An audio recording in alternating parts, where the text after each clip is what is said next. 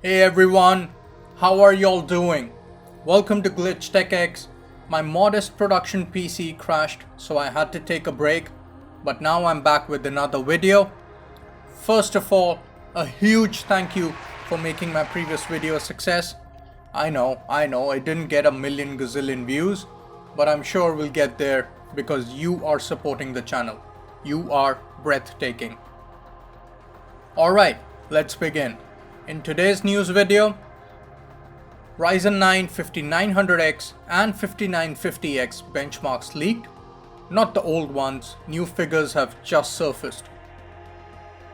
RX 6000 Big Navi cards power figures. AMD prepares for the upcoming Ryzen 5000 CPU and RX 6000 GPU launch.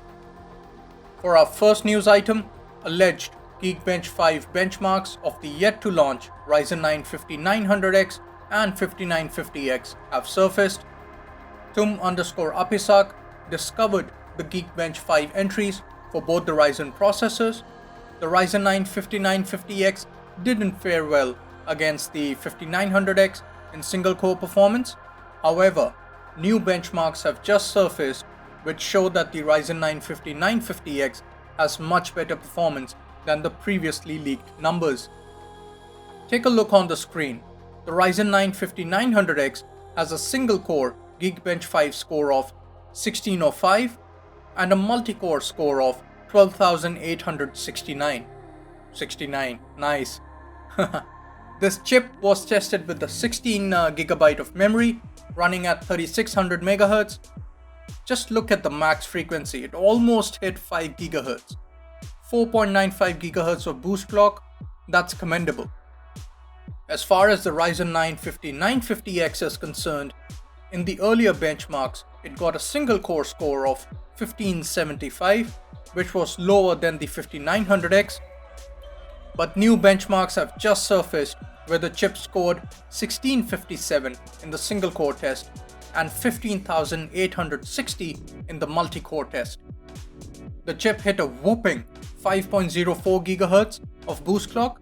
Well, there you go, Ryzen breaking the 5 GHz boost clock barrier. Intel has a lot to worry about now. This chip was tested with 32 GB of DDR4 memory. However, there are no details around the clock speeds of the RAM. Do take these numbers with a pinch of caution though.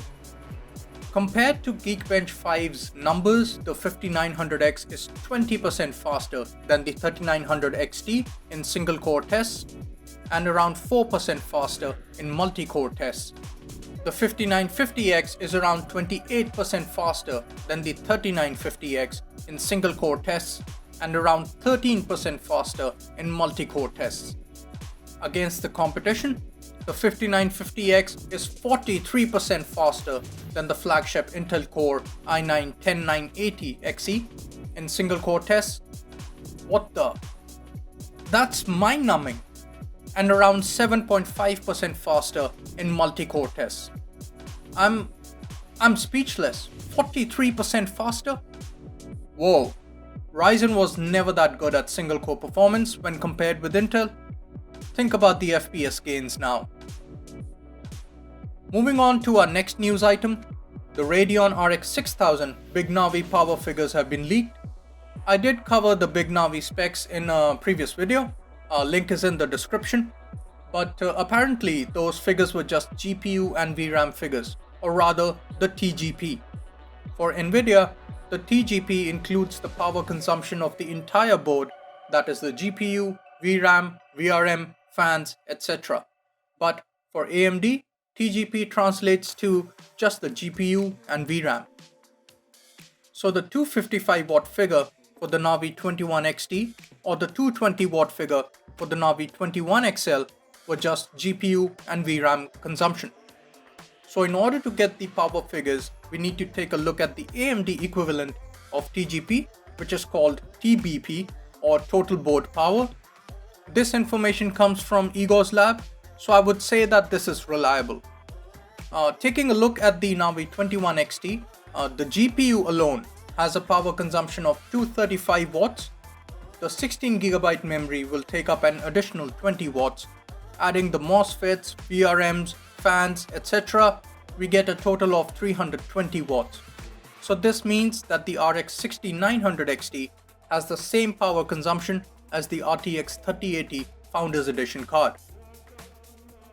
The custom Navi 21 XT cards will feature an even higher power draw at around 355 watts, out of which the GPU draws 270 watts. This is higher than the RTX 3080 and the 3090 Founders Edition cards, since the RTX 3090 Founders Edition has a power consumption of 350 watts. The Navi 21 XL has a GPU power draw of 203 watts and a total board power of 290 watts.